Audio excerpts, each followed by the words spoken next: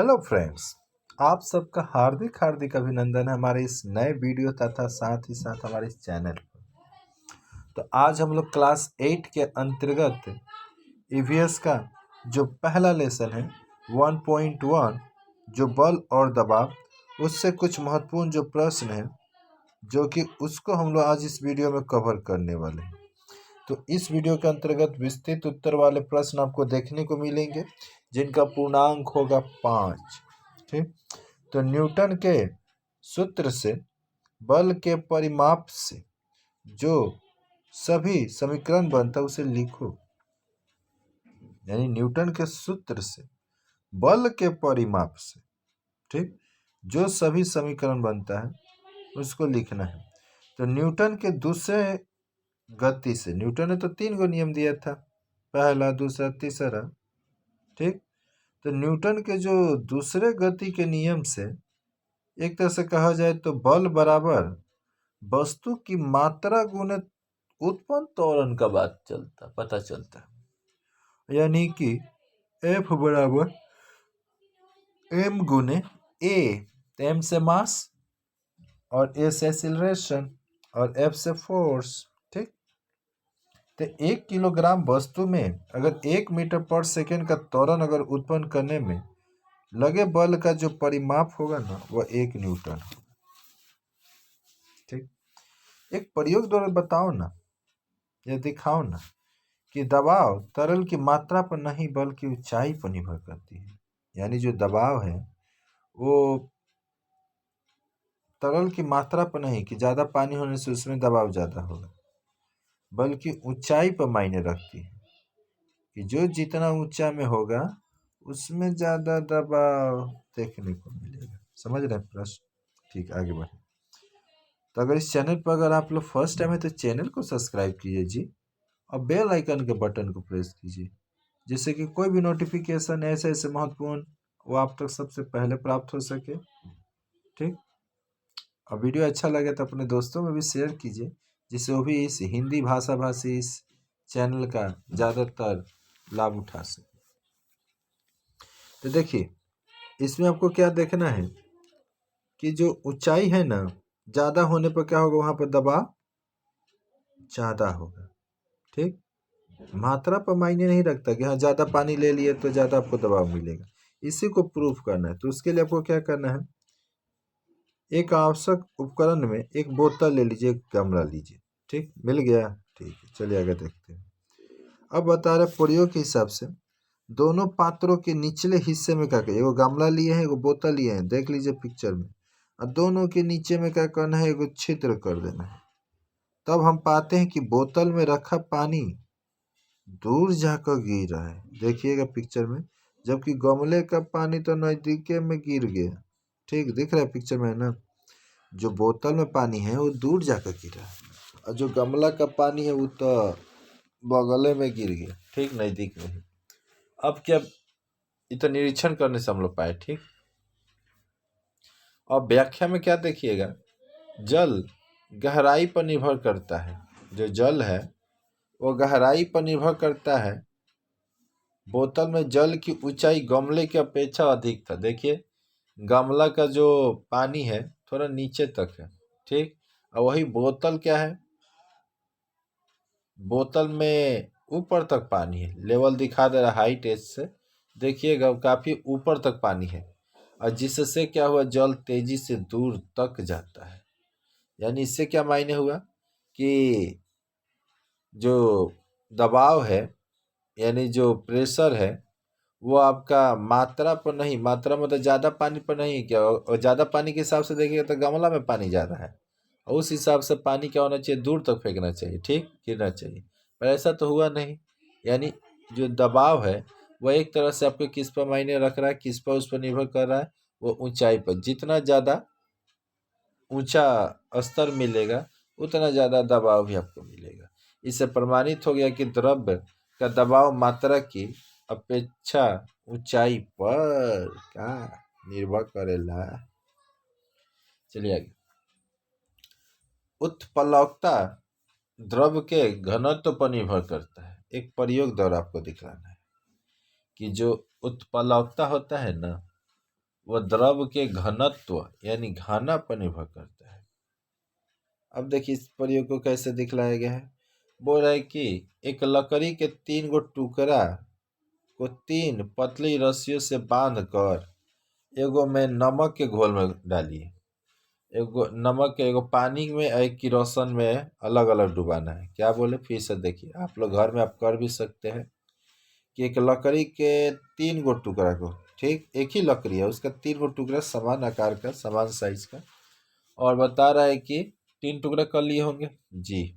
तो चलिए एक को क्या करना है, नमक के घोल, ठीक जिसमें जल होगा जिसमें नमक लगा होता है, एक नमक के घोल में डालिए और दूसरे को पानी के में और तीसरा को किरासन तेल में डुबा दीजिए।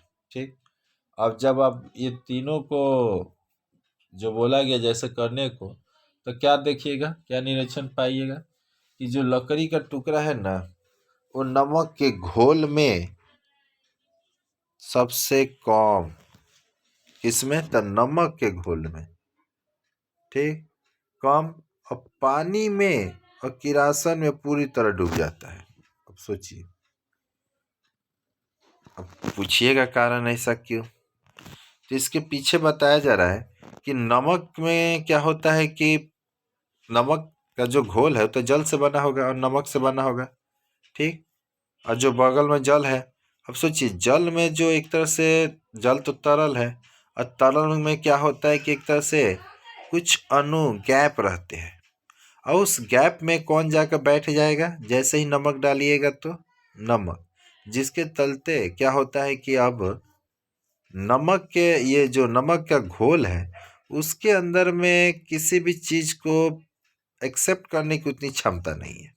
समझ रहे क्या बोल रहे हैं, ये तो पहले से ही बैठ गया है, नमक तो जाकर उसके रग रग में समा गया है, उस जल के कण कण में समा गया है। और वही जो जल वाला दूसरा है, ठीक उसमें सिर्फ जल है, यानी उसमें अभी अणुओं की संख्या खाली है, उसमें गैपिंग है।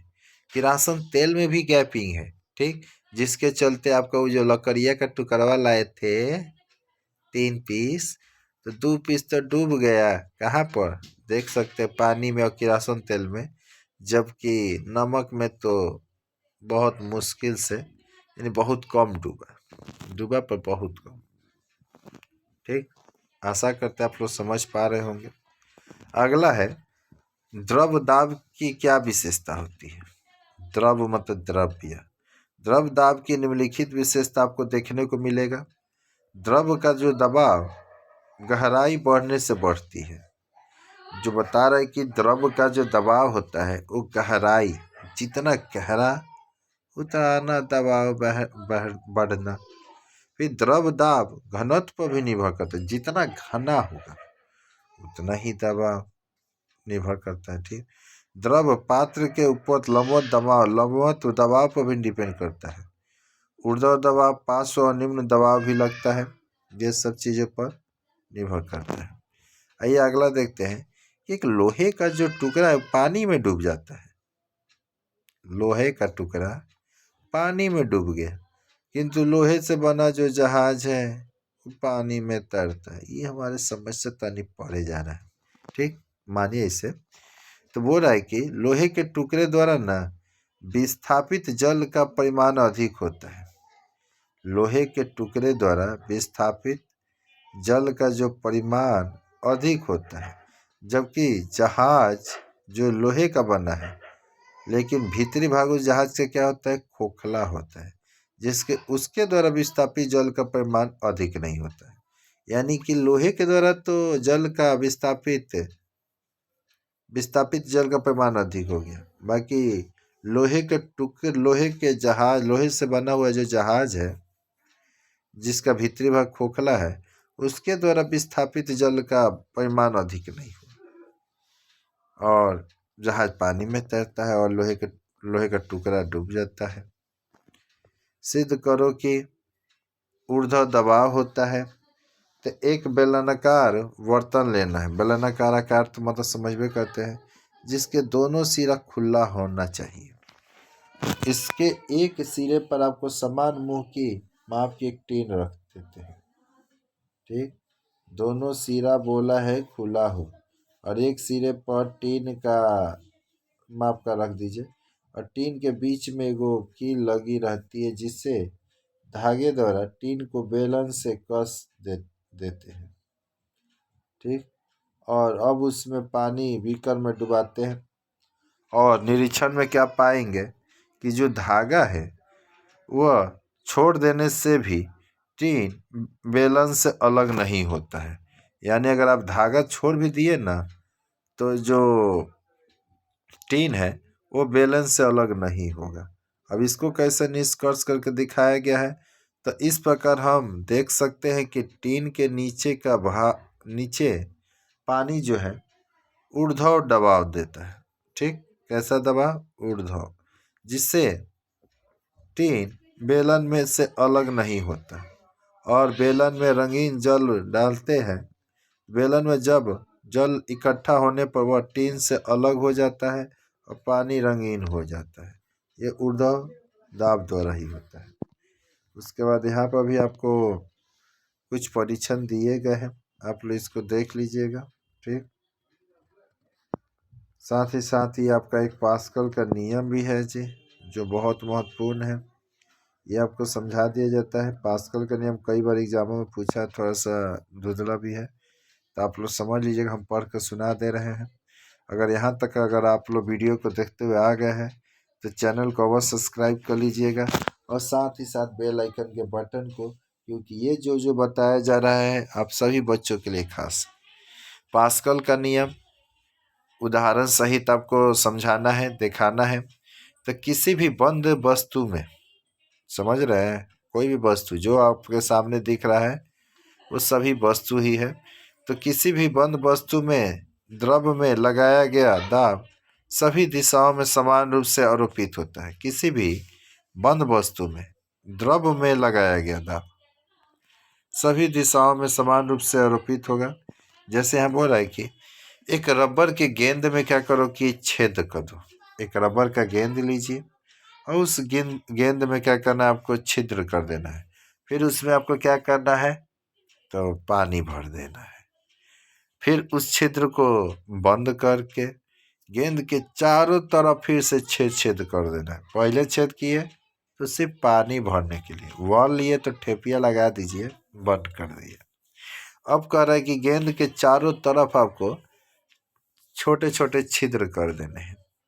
अब उस पर बाहरी दबाव, ऐसे मुट्ठा बांध के, तनी मुट्ठा को क्या कहते हैं, मुट्ठा बांधिए, और दबाव डालने से, जैसे देखिए यहाँ दिखाया गया पिक्चर में, अब ऐसे करने पर पानी जो है ना समान रूप से सभी छिद्रों से बाहर आने लगेगा इस तरह। क्योंकि जो आपका दबाव है वो तो एक तरह से गेंद पर है, गेंद पर पड़ने चलते जो समान रूप से पानी हर तरफ मतलब कि फेंकने लगेगा। अब व्याख्या ऊपर के प्रयोग से साफ हो जाता है कि दबाव चारों और समान रूप से आरोपित होता है। ठीक, उसके बाद यहाँ पर आपका टार्सेली का प्रयोग भी दिया है। तो टार्सेली ने वायुमंडल दबाव को मापने के लिए बैरोमीटर से ही वायु का दाब मापा जाता है। ठीक, और 1 मीटर लंबी एक कांच की नली में पारा भर देते हैं। 1 मीटर लंबी कांच की नली में पारा भर देते हैं, और इसका एक सिरा खुला तो दूसरा सिरा बंद रखते हैं। कौन? टार्सेली महाशय। एक सिरा खुला तो दूसरा सिरा बंद। अब भरी नली को क्या करते हैं, उलट कर अंगूठा से दबाकर सावधानी पूर्वक ना पारे भरे नाद में रख देते हैं कि कहीं गिर ना जाए। जिधर से अंगूठा खुला था, जिससे से मुँहवा खुला था, उसको अंगूठा से दाब कर और उलट कर इसे नीचे में रख दें। पिक्चर में आप लोग देख लीजिएगा। और नली को स्टैंड के सहारे ऊर्ध्वाधर खड़ा कर देते हैं। अब हम लोग कहाँ पाते हैं, जानते हैं कि नली का जो ऊपरी भाग वो खाली हो गया, और इसे ही टार्सेली का शून्य स्थान कहते जहाँ खाली हुआ। अब इसमें क्या आपको दूसरा मिला, नली के पारे का स्तंभ की ऊंचाई 76 सेंटीमीटर रहती है। नली को टेढ़ा करने पर स्तंभ में पारे की ऊंचाई 76 सेंटीमीटर रहती है। अब विशेष स्थिति में पारा नली में भर जाता है। व्याख्या से क्या पता चला कि इस स्तंभ में पारे की ऊंचाई बढ़ने घटने से वायुमंडलीय दबाव बढ़ता है या घटता प्रदर्शित होता है।